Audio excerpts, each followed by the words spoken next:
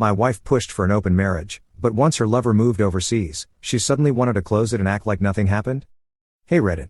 A few years ago, my wife and I had a solid marriage, or at least I thought so.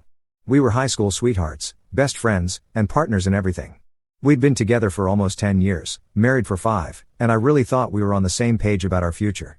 But about a year ago, she came to me with a proposition that completely threw me off guard. She wanted to try an open marriage.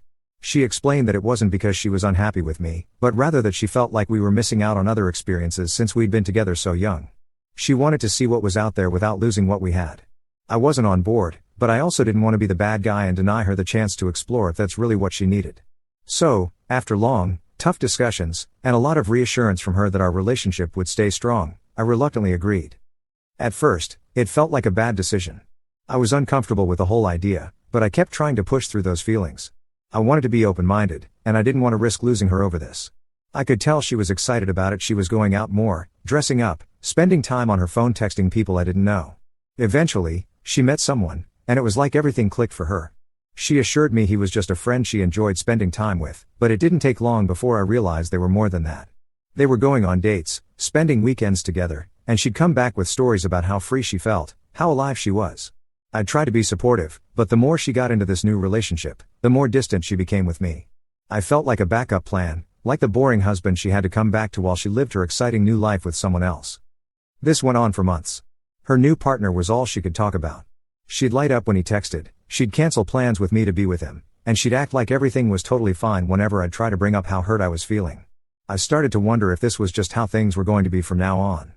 But then, about a month ago, everything changed. Her lover got a job offer overseas and decided to move away. It was a big opportunity for him, one that he apparently couldn't pass up. She was devastated. Suddenly, the woman who wanted an open marriage and who couldn't get enough of her new partner was crying in my arms, telling me she didn't want him to leave, that she didn't know how she was going to handle it. For a few days, I thought this might be the end of the open marriage phase, that maybe now we could go back to how things were. But instead, she pulled something even more confusing. She told me she wanted to close our marriage and go back to being monogamous, like it had never happened.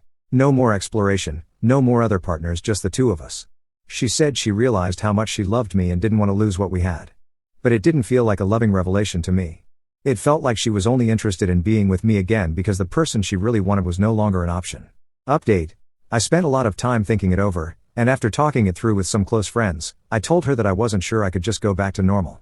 She was surprised by my response and got defensive, asking if I was planning to hold this over her forever. But the truth is, it's not that simple.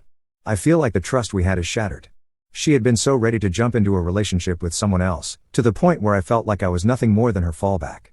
Now that he's out of the picture, she's acting like none of it mattered and like we can just go back to the way things were, but I don't know if I can.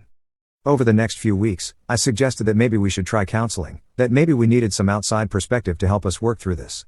She reluctantly agreed, though I could tell she wasn't thrilled about the idea. In counseling, she kept talking about how she felt stuck and how she needed to explore this other side of herself. She kept saying that she never meant to hurt me, that she thought we'd both be fine. But when I told her how I felt like a backup plan, like she only wanted me around now that he was gone, she got defensive and tried to make it about her again. She just didn't seem to understand the impact this had on me.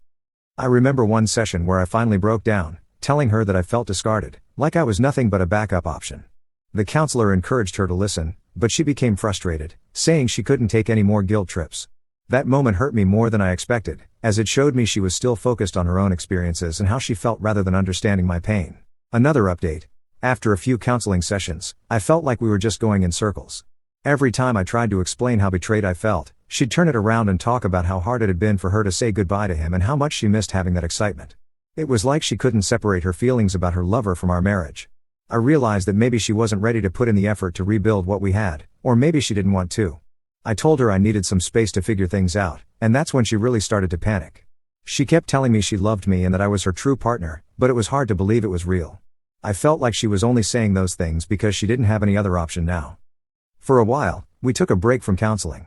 She tried to be affectionate, tried to reconnect, but every time she'd touch me or tell me she loved me, I'd just think about how she used to say those things while seeing someone else. It felt hollow.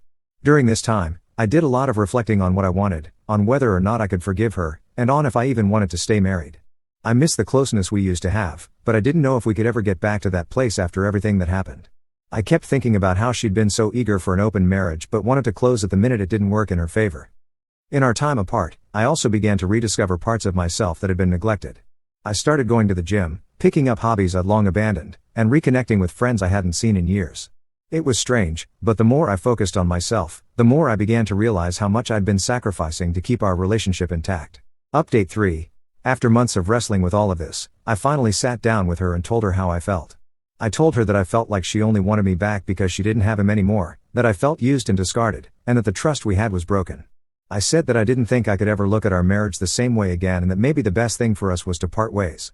She broke down, begging me to reconsider, saying she'd do anything to make it work. She said she regretted everything and that she'd only wanted to try an open marriage because she thought it would bring us closer. But the more she tried to convince me, the less sincere it sounded. I realized she didn't want me, she wanted stability, familiarity, and someone who'd always be there no matter what. After a lot of painful conversations, we decided to separate. I couldn't keep pretending that everything was fine, and I couldn't keep feeling like her second choice.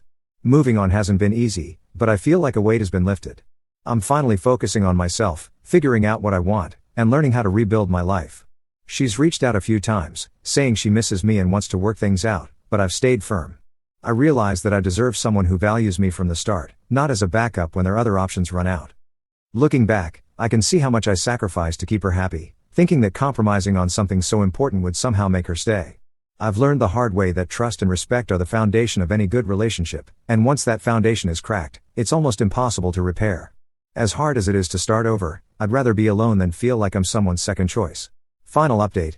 It's been about 6 months since my wife and I separated, and during that time, I've been through a whirlwind of emotions, realizations, and growth. I'd be lying if I said it was easy. It's been one of the most difficult journeys of my life. But as each day passes, I find myself feeling a little lighter, a little more hopeful, and a lot more at peace. I've stayed focused on building a new life, one that revolves around my own happiness and goals rather than constantly trying to please someone else. I started picking up old hobbies again, hiking, photography, and even joining a local book club. It's amazing how much joy these small activities have brought me, reminding me of the parts of myself I'd set aside during my marriage. In many ways, it feels like I'm getting to know myself all over again. A few weeks ago, I unexpectedly met someone through a mutual friend.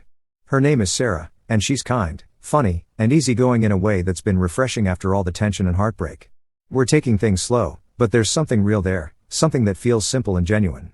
She doesn't carry the weight of hidden agendas or complicated expectations, and it's helping me remember what it feels like to be truly valued and seen for who I am. I never thought I'd be ready to date again so soon, but this connection with Sarah has been a reminder that love doesn't have to be a battlefield.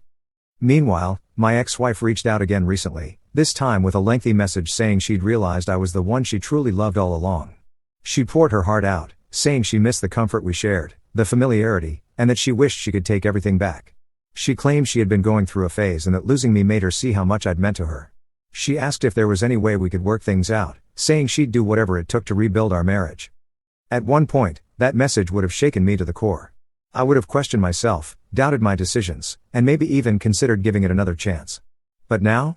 It felt like a reminder of everything I'd moved past. I didn't feel the familiar pang of hope or longing. Instead, I felt indifferent. And that indifference was a revelation. I realized I'd truly moved on from that chapter of my life. I didn't respond to her right away. I wanted to make sure that whatever I said came from a place of honesty, not resentment or anger. After thinking it over, I eventually replied, thanking her for her message and letting her know that I had found peace in our separation. I told her that I wished her well and that I hoped she could find happiness, too, but I also made it clear that I wasn't interested in revisiting the past. It was time for both of us to move forward. It wasn't an easy message to write, but once I sent it, I felt a deep sense of closure. Reflecting on all of this has taught me more about love, trust, and self-respect than I ever expected. I realized that a relationship can't survive on one person's terms alone, and that compromising your own values to please someone else only leads to resentment and heartbreak. I've learned that it's okay to walk away when you're no longer valued, and that true love isn't about clinging to someone out of fear or dependency but about standing by them with respect and appreciation. Starting over hasn't been easy, but it's been worth it. I'm grateful for the friends and family who supported me, for the moments of reflection that helped me heal, and for people like Sarah who have shown me that love doesn't have to come with conditions or make me feel like a second choice.